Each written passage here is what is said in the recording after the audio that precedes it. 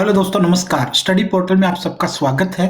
दोस्तों, सीटेट का पेपर 1 का पूरा सॉल्यूशन हम आपको दे चुके हैं। अब हम टीजीटी के लिए यानी जो सीटेट लेवल 2 होता है, उसके सॉल्यूशन के लिए आप लोगों के सामने ये वीडियो लाए हैं।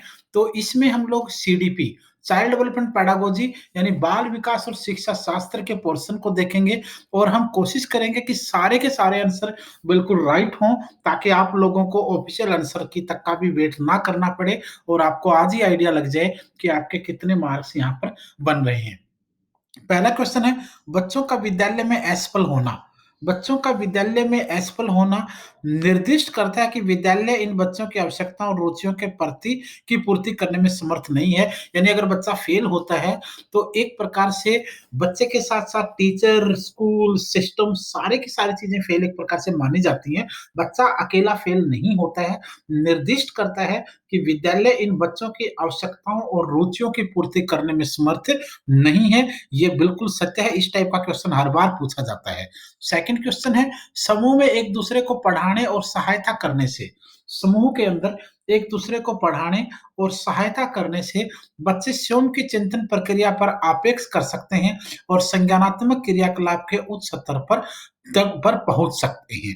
क्वेश्चन नंबर तीसरा है, एक खालिस्तान कक्षा में अध्यापिका अपनी शिक्षा शास्त्र व आकलन की विधियों को विद्यार्थियों की व्यक्तिगत जरूरतों के अनुसार परिवर्तित करती है। एक व्यवहारवादी, अध्यापक केंद्रित, प्रगतिशील या पाठ्य पुस्तक केंद्रित। तो यहाँ आपका आंसर रहेगा प्रगतिशील यानी प्रोग्रेसिव। एक प्रोग्रेसिव क्लास के अंदर जो अध्यापिका है वो अपनी शिक्षा शास्त्र व आकलन की विधियों को विद्यार्थियों की व्यक्तिगत जरूरतों के अनुसार परिवर्तित करती है। क्वेश्चन नंबर आपका है फोर्थ। ये पीडीएफ मंगवाई गई थी बच्चों से एग्जाम सेंटर से, तो इसलिए हो सकता है कि थोड़ा बहुत कहीं ना कहीं क्लियर ना हो। आप अपने अकॉर्डिंग मैच कर लेना।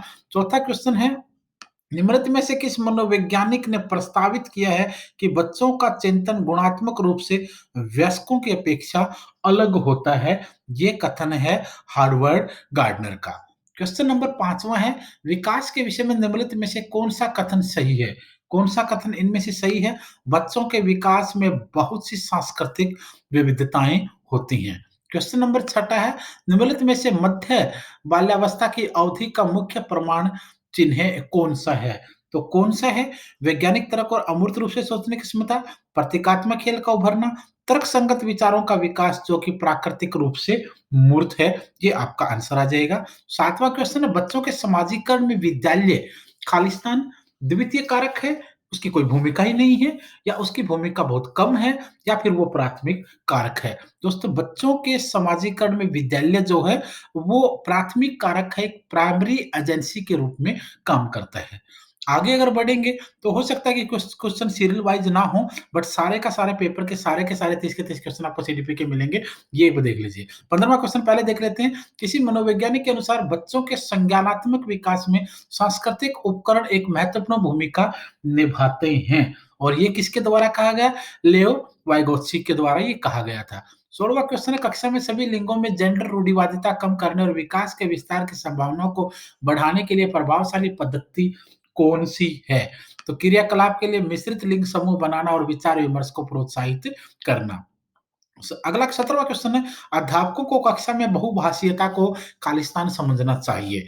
जो मल्टीलिंगुअलिज्म है एक क्लासरूम के अंदर, उसकी जरूरत होती है। इस चीज को अध्यापक को किस तरीके से समझना चाहिए? एक व्यवस्थापक मुद्दा, एक गुण और साधन, एक रुकावट, या फिर एक समस्या। तो इसका आंसर आपका रहेगा एक गुण और साधन के रूप में समझना चाहिए, ना कि उसको मुद्दा समझे, ना कि उसको रुकावट माने, ना कि उसको समस्या माने। क्वेश्चन नंबर 18वां, बाल केंद्रित कक्षा वह है। बाल केंद्रित कक्षा यानी चाइल्ड सेंटर्ड जो क्लासरूम है वो कौन सी है? उसकी विशेषता यहाँ पर आपसे पूछी गई है, जिसमें अध्यापक लचीला है और प्रत्येक बच्चे की व्यक्तिगत आवश्यकताओं को पूरा करता है। उसके बाद नेक्स्ट क्वेश्चन की तरफ बढ़ते हैं। नेक्स्ट क्वेश्चन आपका ये थोड़ा-सा धुंधला हो सकता है, इसको आप देख लेना, अपने अकॉर्डिंग मैच कर लेना। व्हिच ऑफ द फॉलोइंग, ये फिर 12 वाला क्वेश्चन जो सेट हम कर रहे हैं, उसके अंदर आप 12 वाले क्वेश्चन के अकॉर्डिंग अपने हिसाब से देख लेना, क्योंकि मेरे पास ये क्लियर नहीं है। अगर आपके पास है तो आप इसका मुझे कमेंट कर सकते हैं, मैं कोशिश करूँगा रिप्लाई करने की। 13वां question, according to Lev Vygotsky, Lev Vygotsky के अकॉर्डिंग या उसके अनुसार language plays an important role in cognitive development of child. बच्चों के संज्ञानात्मक विकास में भाषा की एक महत्वपूर्ण भूमिका है। ये आपका आंसर आ जाएगा।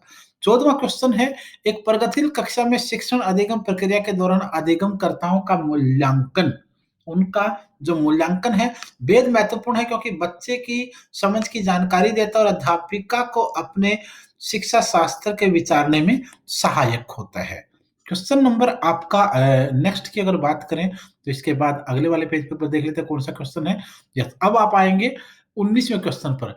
पठन वैफल्य बच्चों की पहचान किस प्रकार की जा सकती है? तो आपका आंसर आ जाएगा उनके पढ़ने और लिखने की कौशलता के विश्लेषण से। 20वां क्वेश्चन, आंशिक दृष्टि वाले विद्यार्थियों के लिए निम्नलिखित में से कौन सी अधिगम सामग्री उपयुक्त नहीं है? उपयुक्त है नहीं पूछा, उपयुक्त नहीं है पूछा है। तो कौन सी उपयुक्त नहीं है?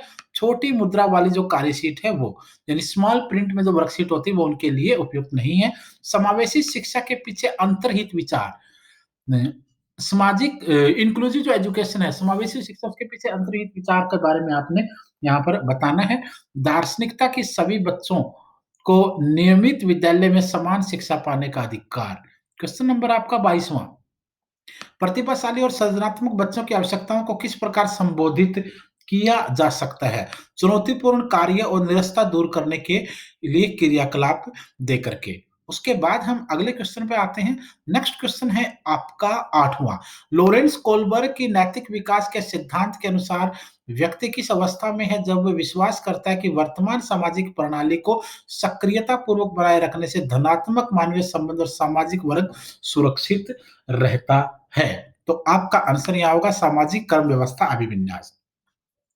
9वां क्वेश्चन, बाल्यावस्था की अवधि में विकास, बाल्यावस्था की अवधि में विकास बहुसत्रीय और मिश्रित होता है, यानी मल्टी लेयर्ड भी होता है और वो कॉम्प्लेक्स भी होता है।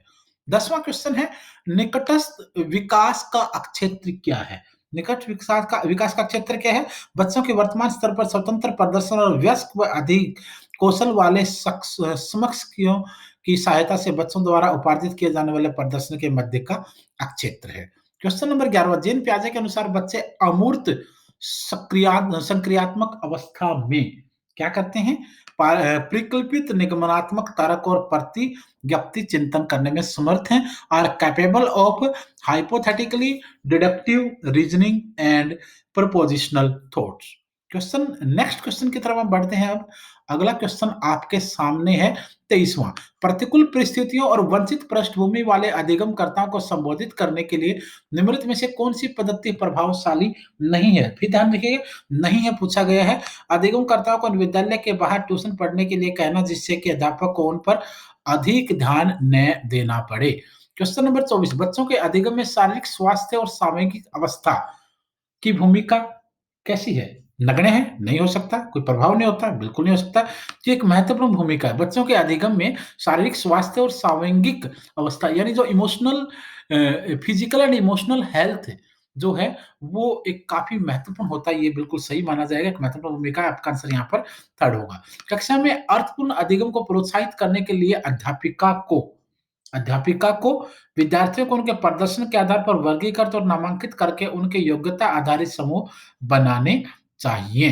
तो ये इस के अकॉर्डिंग ये भी हो सक कौन-सा आपका आंसर आ जाएगा? तो ये तो इसमें नहीं हो सकता खैर, सेकंड वाला तो यहाँ आपका ए वाला ठीक हो सकता है और थर्ड वाला ठीक हो सकता है। इसका मतलब आंसर आपका सेकंड आ जाएगा। और नेक्स्ट क्वेश्चन देखते हैं कौन से क्वेश्चन बचे हुए हैं, क्योंकि सीरियल वाइज़ नहीं था ये इसमें पीडीएफ में। नेक्स्ट क्वेश्चन आपका क्वेश्चन नंबर है 27 से पहले 26। निम्नलिखित में से कौन-सा उदाहरण विद्यार्थियों को अधिगम के लिए अभिप्रेरित करने के लिए प्रभावशाली पद्धति है? पाठ उपलब्ध कराना, लेकिन विशेषकर जब विद्यार्थी कोई नई कौशल सीख रहे हों। 27वां क्वेश्चन, बच्चों के चिंतन के विषय में निम्नलिखित में से कौन-सा कथन सही नहीं है? कौन-सा कथन सही नहीं है? बच्चे प्रत्ययों को स्वयं नहीं सोच सकते और अध्यापक की मूल भूमिका उन्हें जानकारी उपलब्ध कराना है। 28वां क्वेश्चन, अधिगम एक खालिस्तान और प्रक्रिया है। अधिगम जो है वो किस प्रकार की प्रक्रिया है ये आपको बताना है। जटिल प्रक्रिया ज़रूर है, लेकिन सक्रिय भी है। तो इसलिए यहाँ पर आपका सेकंड आंसर होगा। 29वां अपनी कक्षा में अर्थपूर्ण अधिगम को सुसाध्य बनाने के लिए अध्यापिका को अपनी कक्षा में सामाजिक, सांस्कृतिक, धार्मिक और भाषाई विविधता को क्या करना चाहिए? उनको क्या करना चाहिए? समझना चाहिए। 30वां क्वेश्चन है, कक्षा में प्रभावशाली अधिगम के लिए वातावरण की रचना करनी चाहिए, बजाय खालिस्तान वातावरण के, बजाय सहयोगिक प्रतिस्पर्धिक वातावरण के। तो दोनों आपके आंसर रहेंगे इसमें। तो कक्षा में प्रभावशाली अधिगम के लिए सहयोगिक वातावरण की रचना करनी चाहिए, बजाय प्रतिस्पर्धिक वातावरण के। तो ये आपका 30वां क्वेश्चन था और 30वें क्वेश्चन का ये आंसर था। तो ये सीडीपी का पूरा सेक्शन था। हिंदी का सेक्शन हो चुका, इंग्लिश का सेक्शन हो चुका, एसएसटी वाली पीडीएफ आ चुकी है, उसका अपलोड करने वाले हैं। मैथ्स का पोर्शन ऑलरेडी हो चुका है और पीआरटी के भी सारे सेक्शन अपलोड किए जा चुके हैं। तो इसलिए उनको देखिए और जितने भी कॉम्पिटिशन एग्जाम है सबकी आप कोचिंग अगर ऑनलाइन चाहिए, ऑफलाइन चाहिए, स्टडी मटेरियल चाहिए, तो उसके लिए भी आपके लिए